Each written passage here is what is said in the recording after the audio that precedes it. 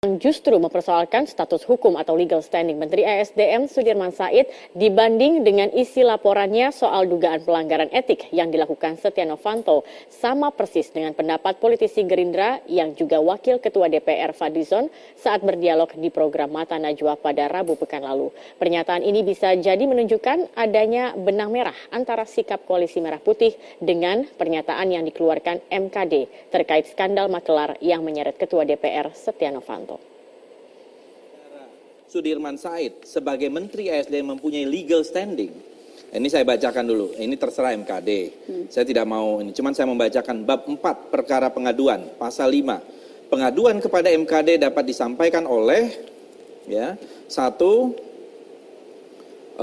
A. Pimpinan DPR atas aduan anggota terhadap anggota, B. Anggota terhadap pimpinan DPR atau pimpinan AKD, dan atau masyarakat secara perseorangan atau kelompok terhadap anggota pimpinan DPR atau pimpinan AKD. Nah, Sudirman Said adalah pejabat negara dan surat pengaduan yang dibuatnya sebagaimana yang bocor itu adalah laporan sebagai Menteri ESDM. Surat pengaduan itu berkop dan bernomor resmi nomor 9011-04-MAM -2015. Jadi dia pejabat negara, bukan masyarakat sebagaimana yang diacu oleh tata beracara mahkamah. Tindakan Setia Novanto itu tidak etis, dikarenakan dia terus merasa terzolimi. Seharusnya sebagai pemimpin dia itu menunjukkan kalau memang dia tidak bersalah, dia harus menunjukkan bukti-bukti bahwa dia tidak bersalah gitu.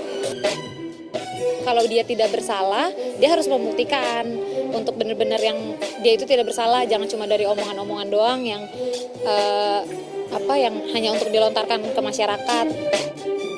Di Indonesia itu punya ranah hukum yang benar-benar jelas. Seharusnya harus dikembalikan ke hukum. Seorang pemimpin harusnya dia harus lebih bersikap satria ya.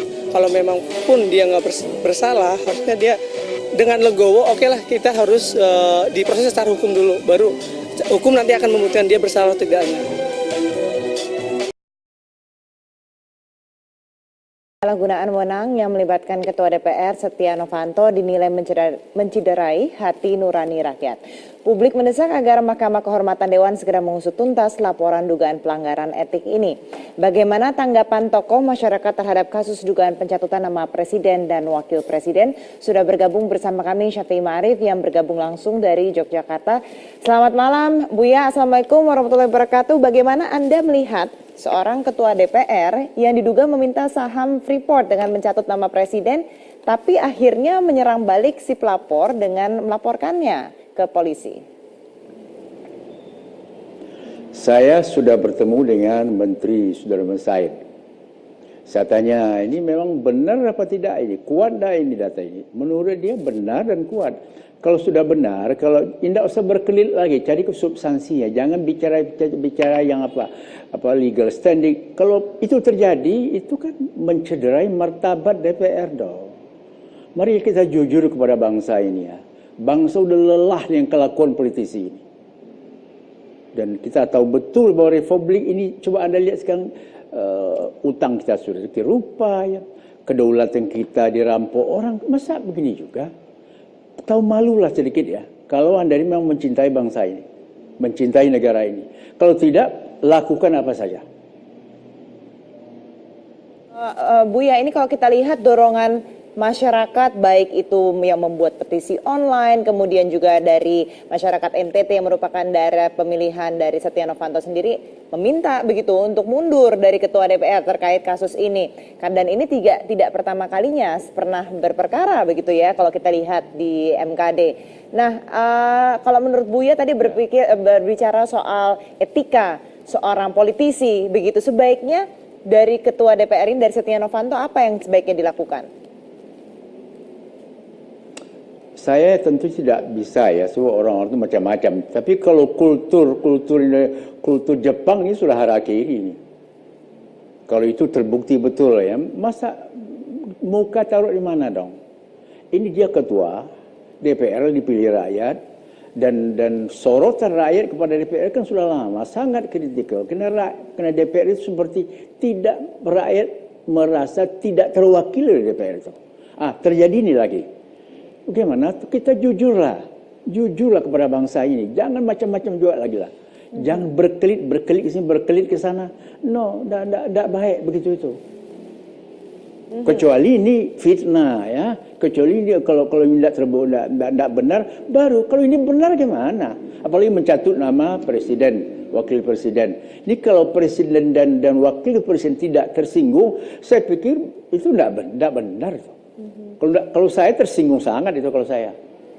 Buya tadi mengatakan sudah berbicara dengan Sudirman Said begitu ya, tapi justru di sini saat ini banyak yang menilai Sudirman Said ini justru salah begitu tindakannya karena melapor Setia Novanto. Menurut Buya bagaimana?